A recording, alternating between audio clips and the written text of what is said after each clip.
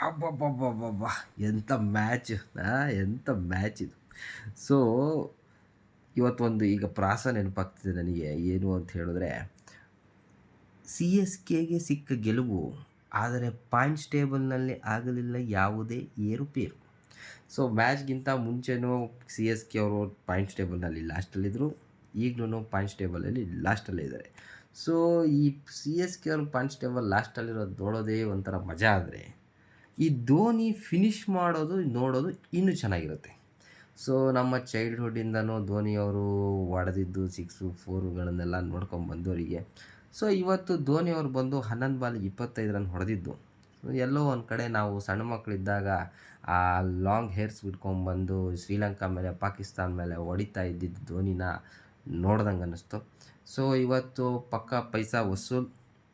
ಹೆಂಗೆ ಅಂತಂದರೆ 163 ರನ್ ಹೊಡಿತಾರೆ LSG ಅವರು. ಅದನ್ನು ಸಿ.ಎಸ್.ಕೆ ಅವರು ಹಳೆಯ ಸಿ.ಎಸ್.ಕೆ, ನಮ್ಮ ರೈನಾ ಗೀನಾ ಎಲ್ಲ ಇದ್ದಾಗಿದ್ದು ಸಿ.ಎಸ್.ಕೆ ಆಗಿದ್ದರೆ ಹೊಡೆದು ಬಿಸಾಕಿರೋನು. ಸೊ, ಇವಾಗಿನ ತಂಡ ಏನೂ ಇಲ್ಲ, ಸುಮ್ಮನೆ ಧೋನಿನ ಹಿಡ್ಕೊಂಡು ಟಿಕೆಟ್ ದುಡ್ಡಿಗೋಸ್ಕರ ಹಿಡ್ಕೊಂಡು ಆಡ್ತಾ ಇರೋವಂಥ ತಂಡ ಅದು. ಸೊ, ಇವತ್ತು ಪಾಪ ಗೆಲ್ಲೋದಕ್ಕೆ ಧೋನಿನೇ ಬರಬೇಕಾಯ್ತು. 11 ಬಾಲಿಗೆ 25, ಆ ಟೈಮಲ್ಲಿ ಹೆವಿ ಕ್ರೂಷಿಯಲ್ ಇತ್ತು. ಅದನ್ನು ಗೆಲ್ಸೋದಕ್ಕೂ ನಿಮಗೆ ಶಾರ್ದೂಲ್ ಠಾಕೂರ್ ಬರಬೇಕಾಯ್ತು, ಎಕ್ಸ್ ಸಿ.ಎಸ್.ಕೆ ಇನ್ನು. ಮ್ಯಾಚ್ ಫುಲ್ಲು ಹಿಂಗಿದ್ದಾಗ ಅಣ್ಣ 4 ಹೊಡೆಸ್ಕೊಂಡು ಒಂದು ನೋ ಬಾಲ್ 6 ಹೊಡೆಸ್ಕೊಂಡ್ಬಿಡ್ತಾರೆ. ಸೊ, ಅಲ್ಲಿ ಮ್ಯಾಚ್ LSGಯಿಂದ ಲಬಕ್ಕಂತ ಹಿಂಗೆ ಸಿ.ಎಸ್.ಕೆಗೆ ತಿರ್ಕೊಂಬಿಡುತ್ತೆ.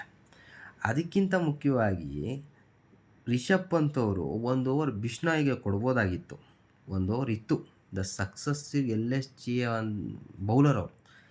ಅವ್ರಿಗೆ ಕೊಡ್ದೇ ನೀವು 1 ಓವರ್ ಉಳಿಸ್ಕೊಂಡು ಬರೀ ಪೇಸರ್ಸಿಗೆ ಆಡಿಸಿರೋದು ಎಲ್ಲೋ ಒಂದು ಕಡೆ ಸಿ.ಎಸ್.ಕೆಗೆ ಅದು ಫೇವರ್ ಆಯಿತು, LSGಗೆ ಅದು ಉಲ್ಟಾ ಹೊಡೀತು.